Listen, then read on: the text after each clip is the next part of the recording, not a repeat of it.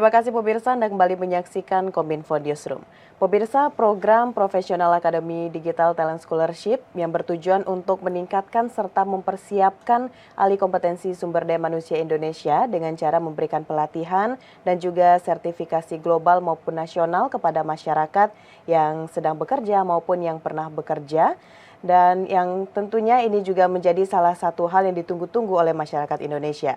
Dan tahun ini akan segera dibuka pendaftarannya. Lalu pemirsa, untuk mengetahui lebih jauh mengenai program Professional Academy DTS ini, kita akan berdialog bersama dengan Ketua Tim Kerja Professional Academy DTS, ada Bapak Badar Agung Nugroho.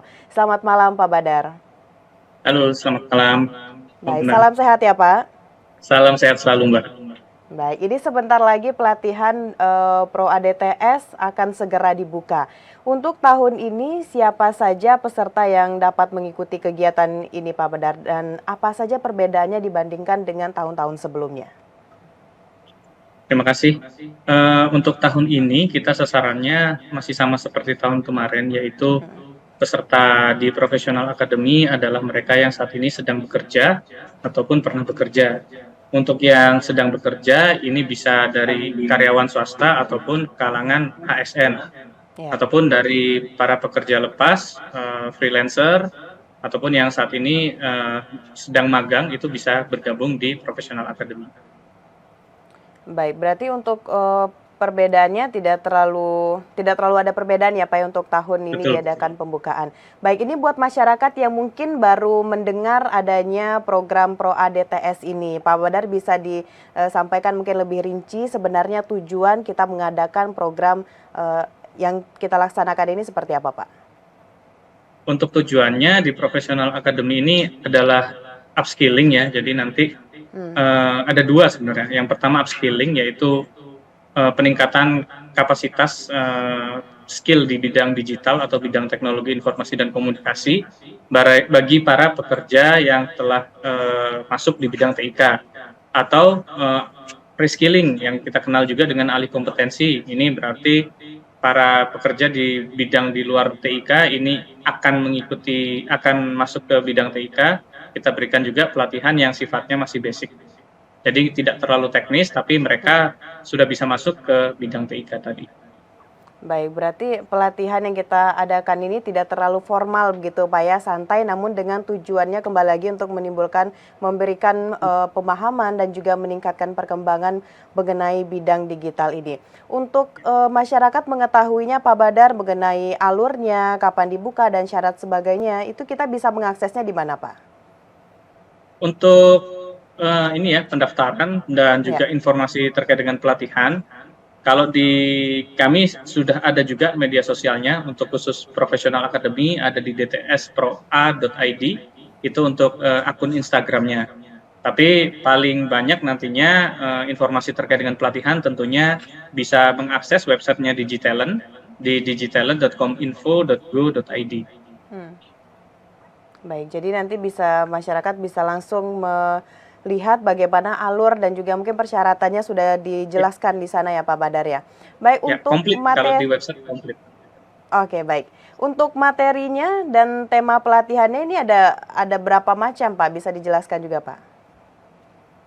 Saat ini kita mulai buka pelatihan di batch 1 ya. Di batch 1 ini kita buka insya Allah di 6 Februari. Ini ada sekitar 13 tema pelatihan. Antara lain data analis, data scientist, data engineer, business intelligence engineer, business intelligence analyst, ada juga Python, kemudian DevNet, kemudian ada clouds dari beberapa provider seperti AWS Cloud Foundation, ada juga AWS Cloud Architecting, ada juga yang dari Google, itu Google Cloud Fundamental. Dan juga ada juga tema pelatihan desain infografis, dan juga video editing nantinya. Baik, untuk temanya ini apakah semuanya murni dari usulan dari Kominfo atau bahkan ada kita menampung aspirasi dari para generasi muda Indonesia ingin materi atau judulnya seperti ini nih Pak? Itu gimana Pak Badar? Ya, kita menerima feedback juga dari peserta tahun lalu, itu peminatannya memang cukup besar, dan juga kita melihat beberapa pelatihan yang memang peminatannya itu sangat tinggi ya di tahun kemarin. itu kita buka lagi di tahun ini sehingga mereka yang tahun kemarin belum berkesempatan untuk ikut bisa mengikuti pelatihan di tahun 2023 ini.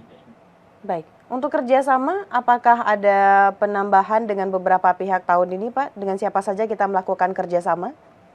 Ya, untuk batch 1 ini kita bekerja sama dengan global technology companies seperti AWS, Cisco, Red Hat, dan juga Google. Kemudian dari mitra lokal itu ada DQ Lab, ada Hello Motion, ada Binar Academy yang nantinya mengisi beberapa pelatihan di Professional Academy.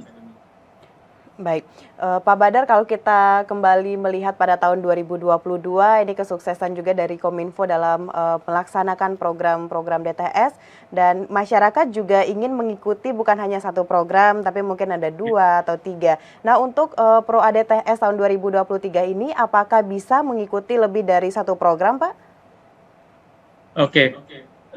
Untuk pelatihan di DTS 2023 ini sama sih seperti tahun kemarin, jadi kita nggak bisa jalan paralel ya, pelatihan yang sedang diikuti kemudian ikut di pelatihan lain itu tidak bisa, dan mendaftar 2 pelatihan sekaligus pun juga tidak bisa. Jadi diharapkan nantinya calon peserta yang ingin mendaftar di DTS termasuk di Professional Academy itu menyelesaikan dulu satu pelatihan, baru nantinya bisa ikut di pelatihan lainnya atau mungkin ikut pelatihan di akademi selain dari ProA. Baik, berarti intinya peserta tidak bisa mengikuti 2 pelatihan secara bersamaan, namun harus diselesaikan satu persatu, begitu Pak ya? Ya, Dan betul sekali. baik, dan Pak Badar, apa sih bedanya mengikuti program ProA ini dengan berbagai program lainnya, Pak Badar? Apa manfaat yang mungkin ini bisa menjadi daya tarik juga nih Pak untuk masyarakat yang ingin mengikuti program kita? Ya, untuk program di Digital Talent Scholarship sendiri kan kita punya beberapa akademi. Nah, ini Ya. ada yang menaungi, istilahnya menaungi dari fresh graduate gitu kan, ada juga yang menaungi khusus ASN. Kalau Professional Academy ini sifatnya lebih umum, tetapi mereka syaratnya satu harus sedang bekerja atau pernah bekerja. Jadi ini yang cukup terbuka lebar ya kesempatannya bagi teman-teman rekan-rekan kerja yang ingin ya upskilling, memperdalam ilmu IT-nya, atau juga yang pengen masuk ke dunia IT bisa juga mengikuti pelatihan-pelatihan ProA. Nah, yang selanjutnya ini juga menjadi pertanyaan Pak Badar, setelah kita latih ini para peserta yang mengikuti, setelah itu bagaimana mereka Pak? Apakah juga akan kita bimbing sampai dengan mendapatkan pekerjaan atau seperti apa mekanismenya Pak Badar? Ya, kalau di ProA kita belum ada fokus untuk ini ya, penyaluran kerja, karena memang pesertanya saat ini adalah sedang bekerja. Tapi kalau yang di akademi lain kita bisa ke arah penyaluran pekerjaan, tetapi menggunakan platform yang lain dari DTS, yaitu Deploy.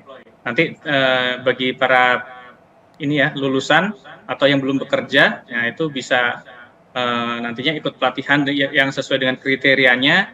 Setelah itu bergabung di Deploy tadi. Nah, di situ ada platform juga untuk penyerapan ke dunia industri. Baik, lalu untuk peserta ini Pak, ada beberapa persyaratan atau mungkin hal-hal yang benar-benar harus dipersiapkan sebelum mendaftar, ini apa saja Pak? Bagaimana? Sorry. Apa saja hal-hal yang harus dipersiapkan oleh peserta sebelum mendaftar nantinya pada saat pembukaan dilakukan Pak Badar? Oke, tentunya nanti akan ada persyaratan ya, persyaratan terkait dengan pendaftaran di Professional Academy. Nanti tinggal diikuti saja berkas-berkas yang perlu diunggah misalnya. Kemudian nantinya ada step-step berikutnya, yaitu kita akan seleksi administrasi. Kemudian akan ada pretest. Pretest ini kita gunakan untuk melihat kemampuan awal bagi peserta ya, sekaligus nantinya apabila kita over kuota dari jumlah yang ada, itu akan menjadi seleksi peserta yang diterima di Professional Academy. Baik, untuk keseluruhan Pak mengenai informasi DTS dan juga program ProA ini, kita bisa melihatnya di mana saja Pak? Media sosial dan website sebagainya, Pak Badar? Ya. Kalau website, kita ada websitenya DTS di digitalent.com.info, itu secara keseluruhan nantinya program-program DTS ada di situ. Kemudian kalau yang khusus ProA ada di Instagram juga @dtsproa.id. Kemudian yang informasi paling lengkap untuk pendaftaran, silabus dan lain-lain itu bisa mengakses di websitenya Digitalent di digitalent.kominfo.go.id. Baik, lengkap sekali sudah disampaikan oleh Pak Badar manfaatnya, terus kita bisa mempersiapkan apa saja dan di mana bisa diakses informasi. Terakhir Pak Badar, bisa diajak juga masyarakat Indonesia untuk mempersiapkan diri mengikuti kegiatan Pro-A DTS ini Pak, silakan.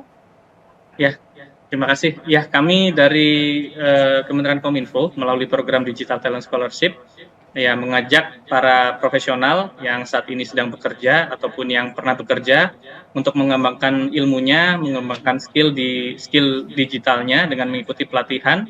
Ini gratis, tidak dipungut biaya. Nantinya silahkan bergabung, mendaftar terlebih dahulu di website digitalent.kominfo.go.id. Kemudian nanti silakan memilih akademi, profesional akademi, dan juga memilih pelatihan yang sesuai dengan keinginan atau output mengikuti pelatihan tersebut. Baik, tentunya sebelum mendaftar kita harapkan masyarakat ini lebih cermat lagi memilih program mana yang nantinya akan diikuti. Dan tentunya kita berharap Kominfo bisa benar-benar menghasilkan talenta digital untuk kemajuan Indonesia. Pak Badar, terima kasih telah berdiskusi bersama dalam program Kominfo Newsroom kali ini. Nanti kita akan bahas lagi Pak mengenai bagaimana perkembangan dari program yang akan kita buka ini. Terima kasih Pak Badar, selamat malam, selamat melanjutkan aktivitas. Ya. Terima kasih. Baik pemirsa, setelah jeda pariwara kami akan kembali dengan berbagai informasi lainnya. Tetaplah bersama Kominfo Newsroom.